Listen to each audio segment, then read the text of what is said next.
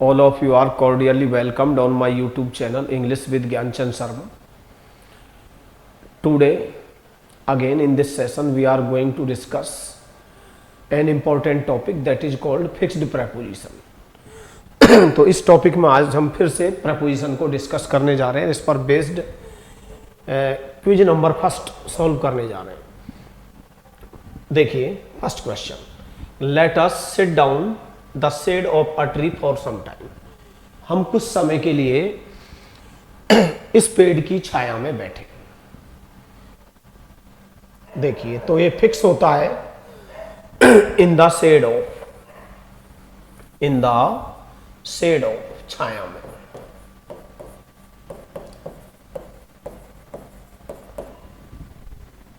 जैसे मैंने कहा कि वी यूज टू प्ले, हम खेला करते थे. We use to play in the shade of this tree. हम इस पेड़ की छाया में खेला करते थे. पास्ट हैबिट को प्रकट कर रहे हैं. तो मैंने कहा कि इन द शेड ऑफ, की छाया में, तो करेक्ट आंसर क्या हो जाएगा? B. Let us sit down, हम नीचे बैठे, in the shade of a tree, एक पेड़ की छाया में, फॉर सम टाइम, कुछ समय के लिए. ठीक है, नेक्स्ट वन देखते हैं. ही वॉज स्वॉर्न, उसे शपथ दिलाई गई. तो ये आपको फिक्स याद करना है. स्वॉर्न इन एज, जहां भी स्वॉर्न आएगा वहां आपको इन लिखना है एज के रूप में, और इसका यूज पैसिव वॉइस में मिलेगा.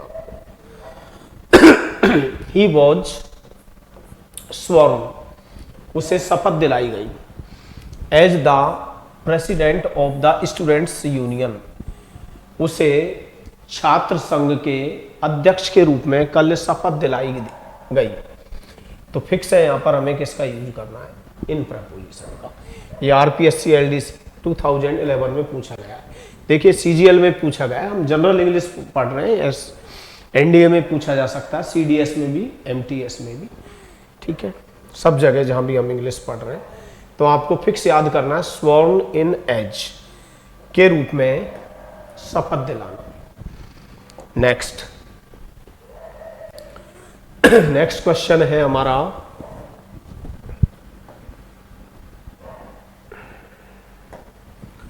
कि the reward was not commensurate the work done by us, कि जो इनाम था वो उसके अनुरूप नहीं था, के अनुपात में नहीं था. किसके अनुपात में नहीं था? जो काम हमारे द्वारा किया गया था. तो ये फिक्स्ड प्रपोजिशन है. आप तभी सही कर सकते हैं जब आपके याद है कमेंसुरेट,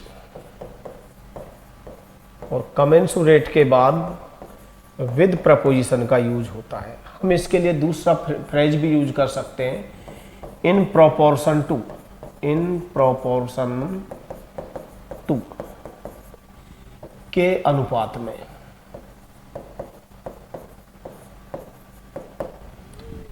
मैंने कहा कि द रिवार्ड, इनाम, वो के अनुपात में नहीं था. किसके अनुपात में नहीं था? उस काम के अनुपात में नहीं था जो हमारे द्वारा किया गया. हम नेक्स्ट सेंटेंस भी लिख सकते हैं. मैंने कहा कि माई सैलरी, मेरा जो वेतन है, is not commensurate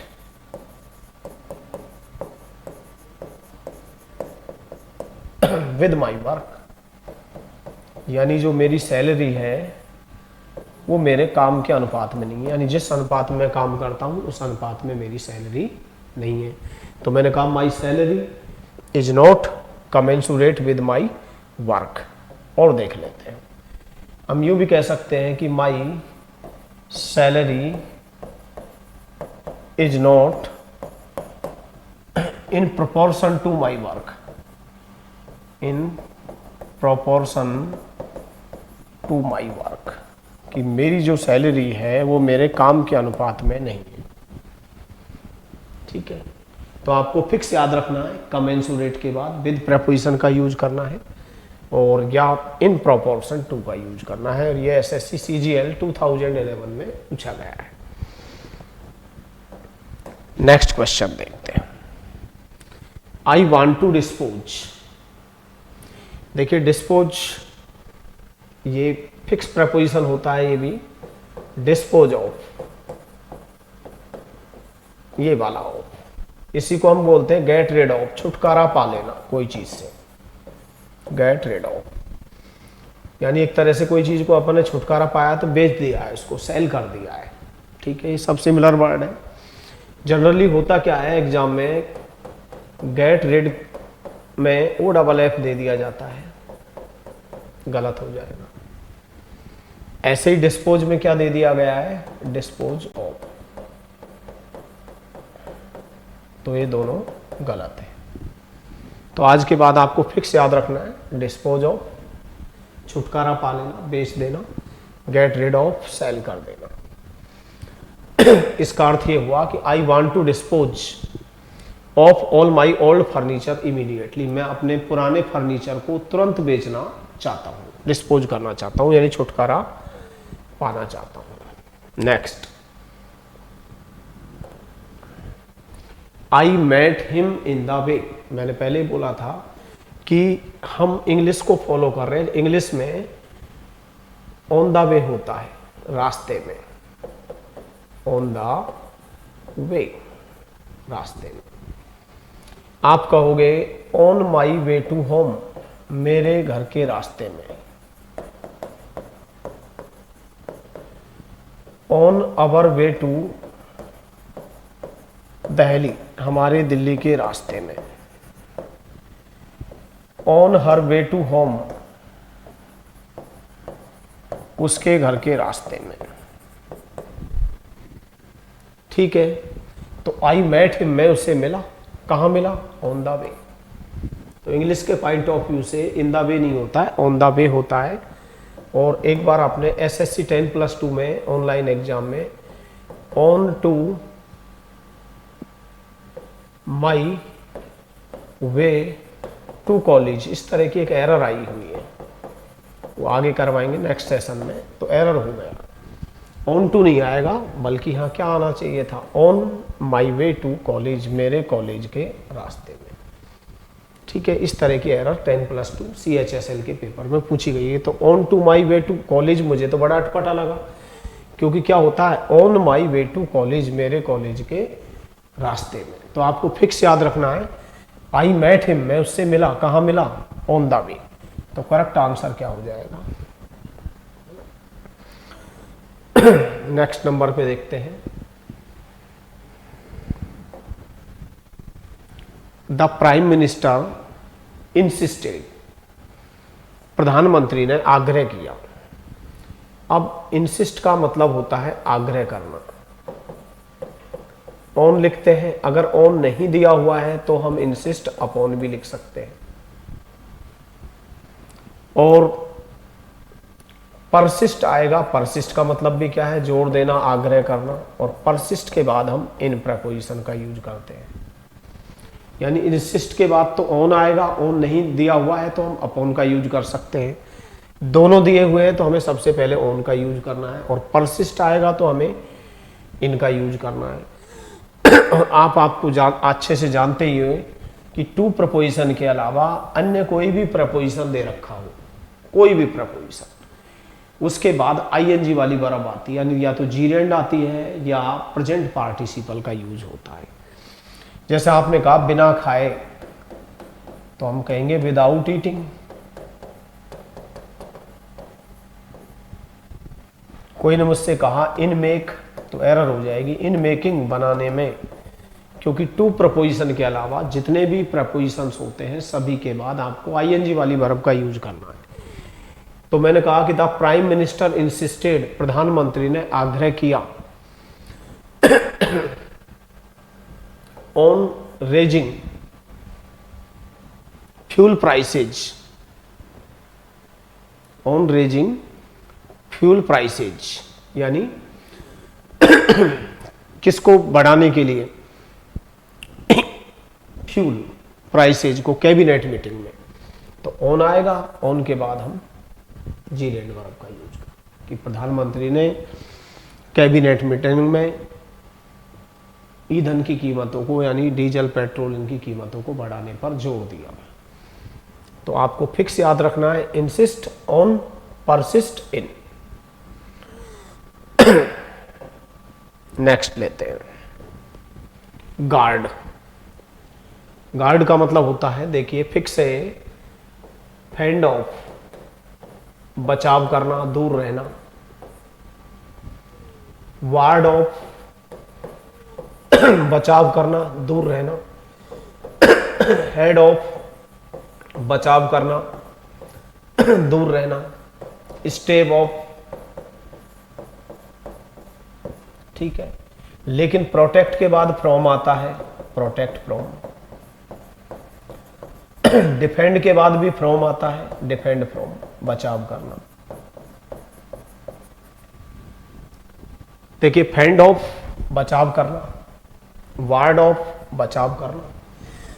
head of, बचाव करना। स्टेव ऑफ, बचाव करना। प्रोटेक्ट के बाद फ्रॉम का यूज होता है, डिफेंड के बाद फ्रॉम का यूज होता है, और गार्ड के बाद अगेंस्ट का यूज होता है कि अपने बचाव करें स्पेलिंग मिस्टेक्स करने से। जब भी आप कोई इंग्लिश में कोई पैराग्राफ या कुछ भी लिख रहे हैं या स्पेलिंग मिस्टेक से आप दूर रहें, दूर रहेंगे तो ही हम बचाव कर पाएंगे। तो आपको गार्ड के बाद अगेंस्ट का यूज करना है, गार्ड अगेंस्ट।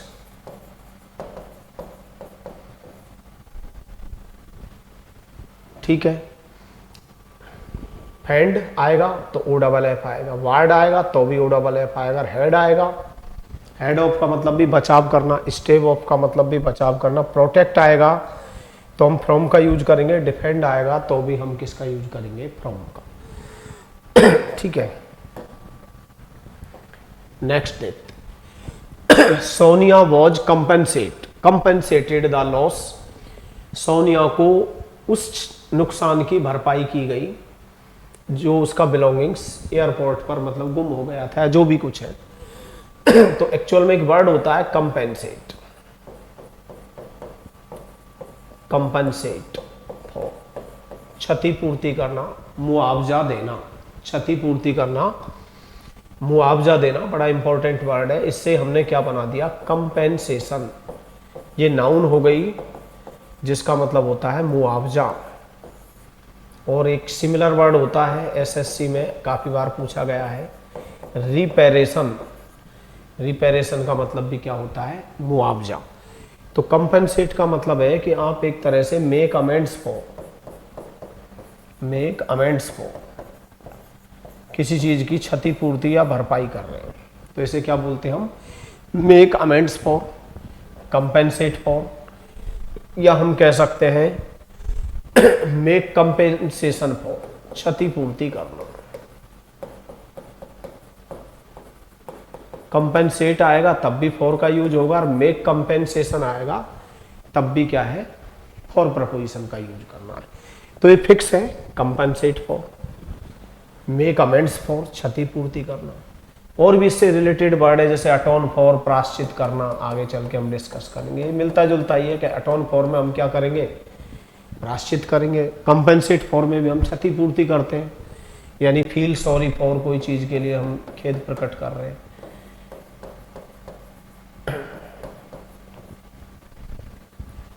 तो मैंने कहा कि Sonia was compensated, passive voice का वाक्य है।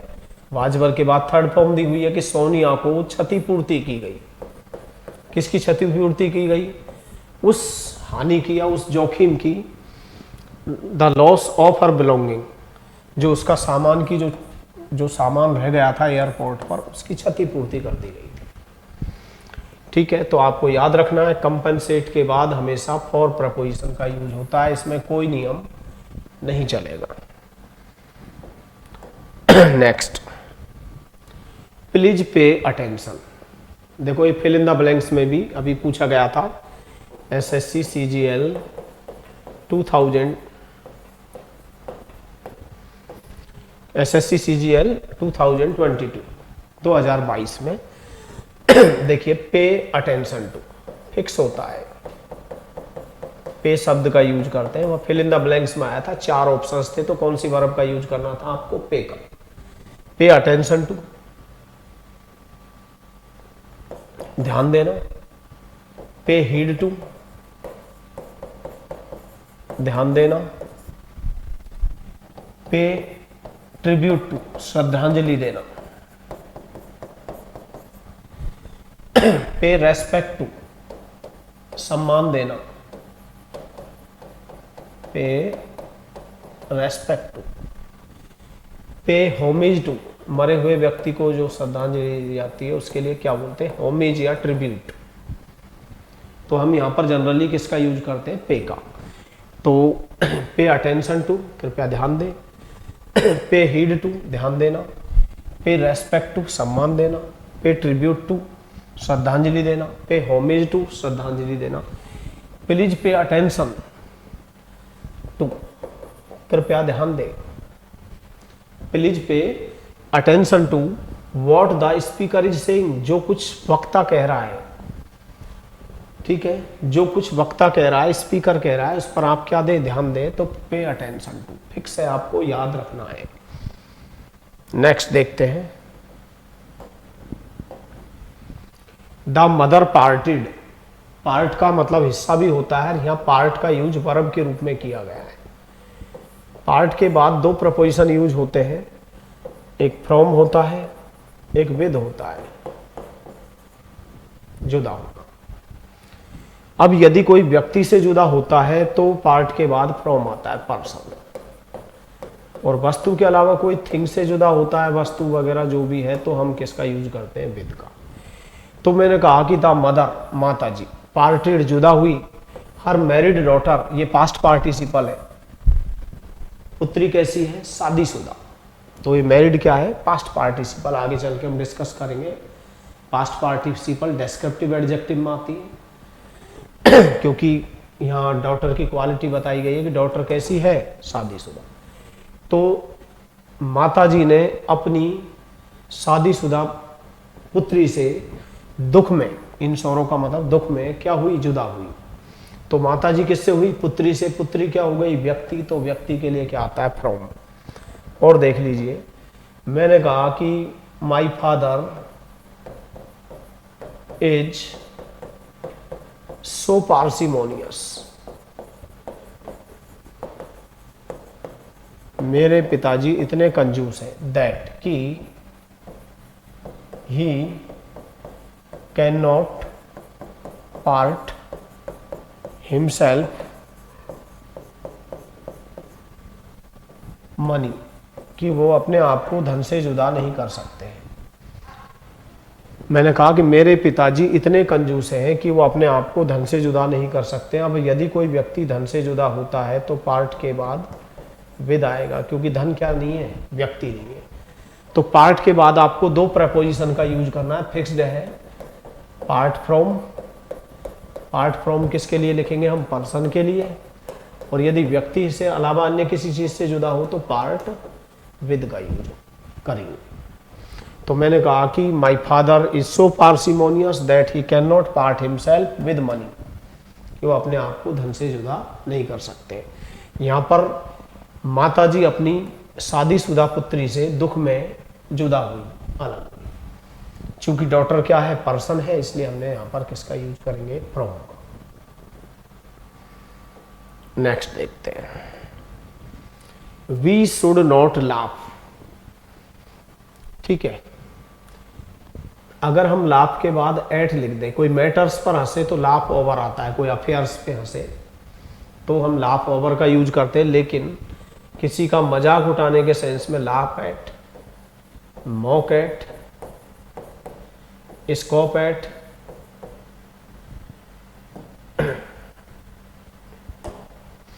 Scope at, sneer at, ridicule eight,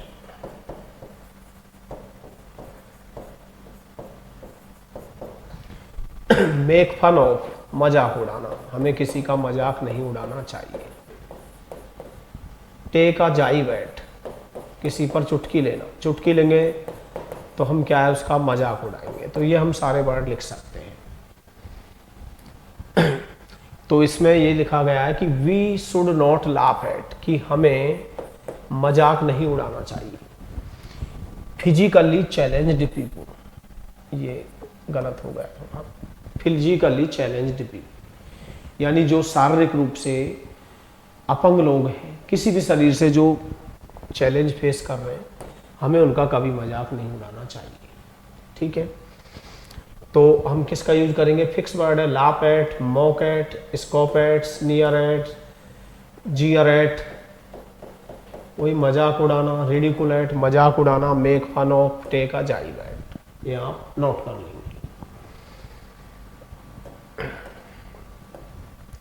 next, he was junior. देखो ये मैं थोड़ा डिटेल में आपको बताऊंगा। देखो हम डिग्री में पढ़ेंगे एक्चुअल में, यहां ध्यान दें। एक कंपैरेटिव डिग्री के एडजेक्टिव होता है, कंपैरेटिव डिग्री।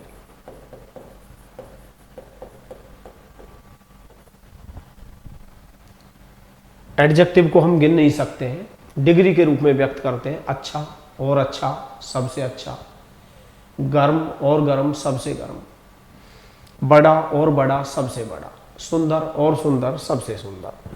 तो इस आधार पर हमने डिग्री को कंपेयर मतलब एडजेक्टिव को बांट रखा है, डेस्क्रिप्टिव को टॉल, टॉलर, टॉलेस्ट। मैंने कहा वाइज, वाइजर, वाइजेस्ट। हमने कहा तेज, फास्ट, फास्टर, फास्टेस्ट, सबसे तेज।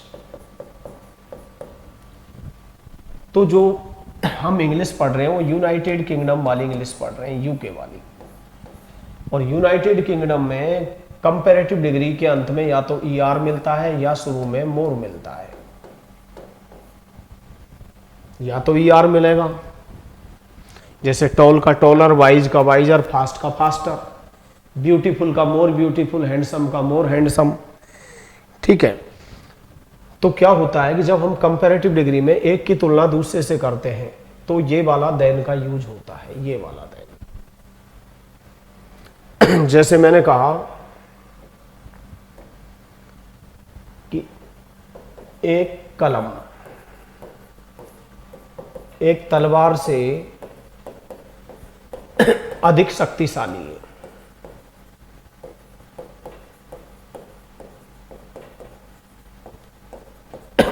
एक कलम एक तलवार से अधिक शक्तिशाली है, तो हम क्या कहेंगे? अ पेन, एक कलम।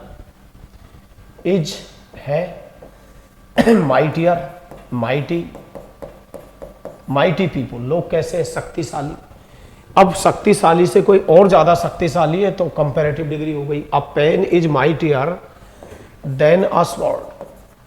और ये देन का यूज हम तभी कर पाएंगे इंग्लिश में जब कंपैरेटिव डिग्री का एडजेक्टिव दिया हुआ है, एडजेक्टिव या एडवर्ब दिया हुआ है। ठीक है, वैसे तो एरर में बहुत बार पूछता है, एक बार एसएससी में पूछ रखा है 10+2 में कि सी इज, वह है, ग्रेटर, वह महान है, देन यू। बताओ कितनी सिंपल एरर है 10+2 के। एक्चुअल में ग्रेट की कंपैरेटिव डिग्री क्या हो गई? ग्रेटर। कि वह तुमसे महान है तो ये THEN नहीं आएगा, ये इसका मतलब तो तब होता है। और कंपैरेटिव डिग्री के बाद कौन सा देन आता है? THAN। ठीक है, यानी कंपैरेटिव डिग्री जहां भी होगी और हम एक की तुलना दूसरे से करेंगे तो आपको हमेशा कंपैरेटिव डिग्री के बाद THAN देन का प्रयोग करना है। देन यहाँ प्रपोजिशन का भी काम करता है, कंजंक्शन का भी, आगे डिस्कस करेंगे। लेकिन 7 वर्ड ऐसे हैं ओरिजिनेटेड इन इटली, जिनकी उत्पत्ति इटली से हुई है, इटली में हुई है, यानी इनको इटालियन एडजेक्टिव्स भी बोलते हैं। अब चूंकि हम यूके की इंग्लिश पढ़ रहे हैं, ये इटालियन जो एडजेक्टिव है ये यूके की इंग्लिश में आके जुड़ गए, तो हमको भी इनको पढ़ना है। अब ये जो 7 हैं ये जन्म से ही यानी ये सीधे ही कंपैरेटिव डिग्री में पैदा हुए, नहीं तो इनकी पॉजिटिव डिग्री होती और नहीं इनकी सुपरलेटिव डिग्री होती है। अब मैंने लिख दिया junior, senior, superior, inferior, anterior, कनिष्ठ, सीनियर का मतलब वरिष्ठ, सुपीरियर का मतलब श्रेष्ठ, इंफीरियर का मतलब घटिया, एंटीरियर पहले का, पोस्टीरियर बाद का, और प्रायर पूर्व या पहले का। ये 7 वर्ड ऐसे हैं जो कि ओरिजिनेटेड इन इटली। इनकी उत्पत्ति कहाँ से हुई है? इटली में। चूंकि हम यूके की, यूनाइटेड किंगडम की इंग्लिश पढ़ रहे हैं, वहाँ पर ये इनको जोड़ा गया है। यानी यूके वालों ने ये शब्द उधार लिए, बोरोड किए हैं इटली वालों से। अब देखो, ये कंपैरेटिव डिग्री है ये भी, और वैसे भी अगर कोई दिक्कत आ जाए तो यहाँ अंत में आपको क्या मिलेगा? OR। और जो ब्रिटिश वर्ड है उनके अंत में आपको क्या मिलेगा? ER, वाइजर, टोलर, बिगर। तो यहाँ पर आप देन का यूज नहीं करके किसका यूज करेंगे? हमेशा टू का। अगर आपने सुपीरियर देन लिख दिया तो ये गलत हो जाएगा, बल्कि आपको किसका यूज करना है? टू का। अब देखो, अपन हिंदी और इंग्लिश को एक मान के कभी नहीं पढ़ सकते। मैं 2 सेंटेंसेज लिख रहा हूं। उदयपुर बीकानेर से बड़ा है। और मैंने कहा कि उदयपुर बीकानेर से श्रेष्ठ है।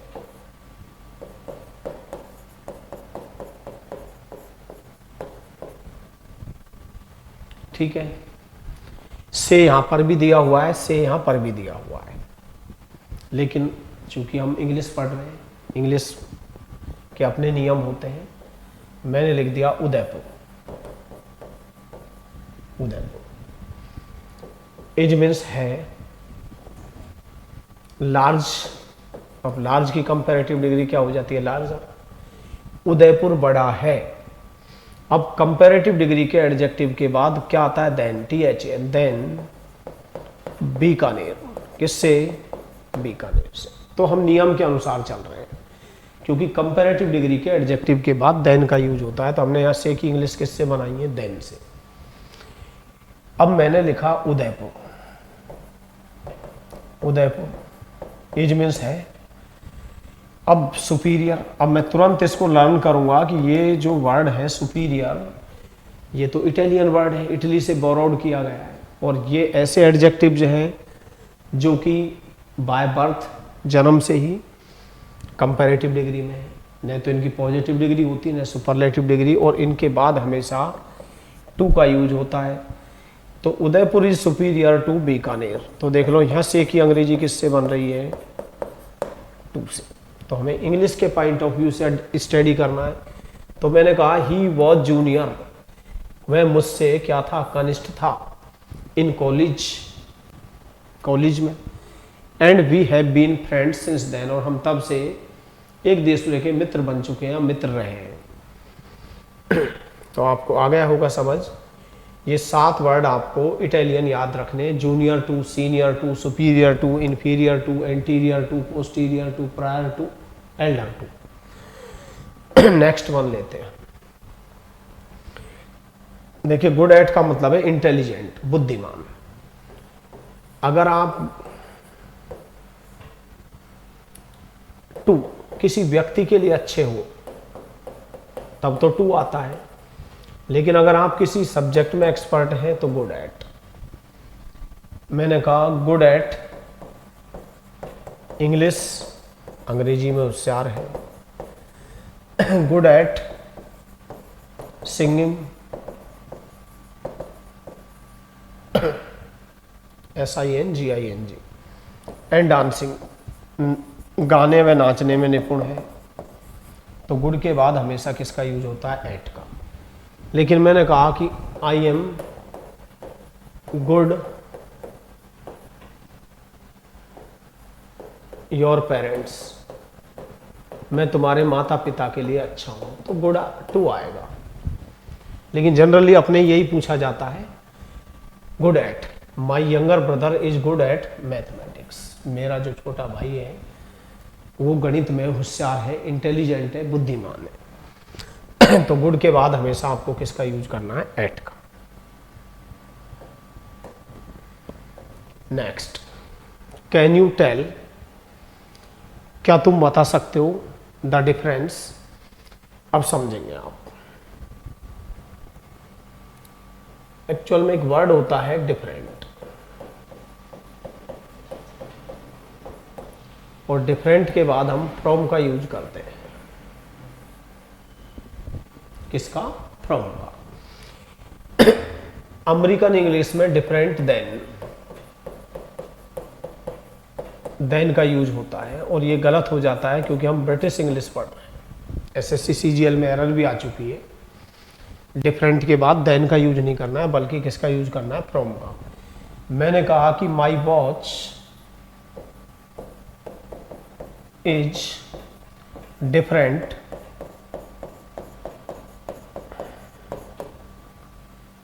Then yours. मेरी घड़ी तुम्हारी घड़ी से अलग है, डिफरेंट है। तो यहाँ एरर हो चुकी है, क्योंकि डिफरेंट के बाद देन का यूज नहीं करना होता है, बल्कि हम किसका यूज करते हैं? फ्रॉम का। कि मेरी घड़ी तुम्हारी घड़ी से अलग है, पृथक है, भिन्न है। तो डिफरेंट फ्रॉम लिखना है, डिफरेंट देन का हमें यूज नहीं करना है। दूसरा क्या होता है, अगर मैं इसको इनडिफरेंट लिख देता हूं, आप एक समझ जाते हो। तो इनडिफरेंट का मतलब होता है उदासीन। उदासीन का मतलब है कि आप लापरवाह हैं, अनकंसर्न्ड है, आप इनसेंसिटिव है, यानी आप अनकंसर्न्ड है, चिंता नहीं है आप इनसेंसिटिव है। इनसेंसिटिव के बाद भी टू प्रपोजिशन आता है, यानी आप केयरलेस हैं, निर्दयी है, मतलब कोई चीज के प्रति आप उदासीन है। अपेथेटिक है आप, अपेथेटिक। और यदि आप केयरलेस है, क्या है? केयरलेस, हीडलेस, लापरवाह, ये जनरली हम लिख सकते हैं। तो इनडिफरेंट के बाद टू आता है, यानी इनडिफरेंट का मतलब आप अनकंसर्न्ड है, इनसेंसिटिव है, केयरलेस है, अपेथेटिक है, कोई चीज के प्रति आपकी सहानुभूति नहीं है। अब मैंने आपसे कहा कि why are you so indifferent.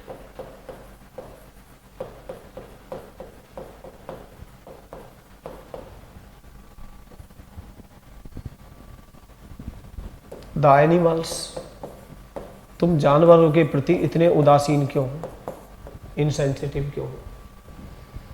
तो इंडिफरेंट के बाद हमें टू का यूज करना है, यानी सेंसिटिव इसका क्या हो गया? अपोजिट। सेंसिटिव के बाद भी क्या आता है? टू प्रपोजिशन, संवेदनशील। और इनसेंसिटिव के बाद भी हमें किसका यूज करना है? टू प्रपोजिशन का। तो दो वर्ड थे हमारे पास, एक तो क्या था? डिफरेंट। तो डिफरेंट के बाद फ्रॉम का यूज होता है। इनडिफरेंट के बाद टू का प्रयोग होता है, यानी डिफरेंट फ्रॉम आएगा, इनडिफरेंट टू आएगा। अब इसी वर्ड से, डिफरेंट से हमने एक वर्ड बना दिया डिफरेंस, और डिफरेंस का मतलब होता है अंतर, और इसके बाद हमेशा बिटवीन का। अब देखो मैं तीनों वर्ड एक साथ लिख रहा हूं, डिफरेंस बिटवीन, डिफरेंट फ्रॉम, अलग या पृथक या भिन्न, और इनडिफरेंट टू, उदासीन, असंवेदनशील, इनडिफरेंट टू। और इनडिफरेंस उदासीनता, इनडिफरेंस, इसके बाद भी हम किसका यूज करेंगे? टू प्रपोजिशन का। ठीक है, तो बिल्कुल इजी है। डिफरेंस दिया हुआ है तो डिफरेंस के बाद हम किसका यूज करेंगे? बिटवीन का। नेक्स्ट वन लेते हैं, पॉपुलर, बड़ा इंपॉर्टेंट है, second grade RPSC second grade में भी अब पूछा गया था और बहुत लोगों ने गलती की थी। देखिए पॉपुलर के बाद हम विद का प्रयोग करते हैं, के बीच में लोकप्रिय होना। और जनरली होता क्या है कि के बीच की इंग्लिश हम बिटवीन और अमंग दो से बनाते हैं, आगे चल के मैं पढ़ाऊंगा। एक कंपैरेटिव डिग्री के सेंस में ऑफ से भी इंग्लिश बनती है, आगे डिस्कस करेंगे। तो पॉपुलर के बाद हम विद का प्रयोग करते हैं। पॉपुलर का मतलब लोकप्रिय, और लोकप्रिय है तो आप फेमस है। और फेमस के बाद हम किसका यूज करते हैं? फॉर का। फेमस फॉर प्रसिद्ध, रिनाउंड फॉर प्रसिद्ध, इलस्ट्रियस फॉर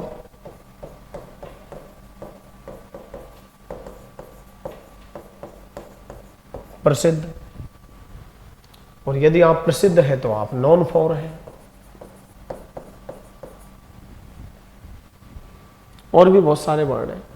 तो पॉपुलर के बाद हम फॉर प्रपोजिशन का प्रयोग करते हैं, जबकि फेमस के बाद फॉर आएगा, रेनाउंड के बाद फॉर आएगा, इलस्ट्रियस के बाद फॉर आएगा, नॉन के बाद फॉर आएगा। अब मैं हिंदी अनुवाद करके अगर इसका देखता हूं, मैंने कहा कि सी इज, वह है, वेरी पॉपुलर, वह बेहद लोकप्रिय है।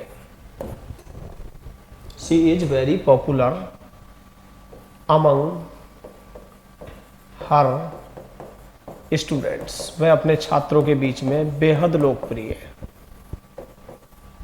आपको इस सेंटेंस में, गिवन सेंटेंस में एरर डिटेक्ट करनी है, ठीक है। अब अगर आपके फिक्स्ड याद नहीं है कि पॉपुलर के बाद हमेशा विद का यूज होता है, तो आप एरर डिटेक्ट नहीं कर पाएंगे। आपने तो सही लगेगा, ये सी इज, वह है, वेरी पॉपुलर, बहुत लोकप्रिय, अमंग हर स्टूडेंट्स, अपने छात्रों के बीच में। तो यहाँ के बीच की इंग्लिश हमें किससे बनानी होगी? विद से। किससे बनानी होगी? विद से। तो दैट्स इनफ फॉर टुडे। बाकी का अगले क्वेश्चंस हम नेक्स्ट सेशन में डिस्कस करेंगे।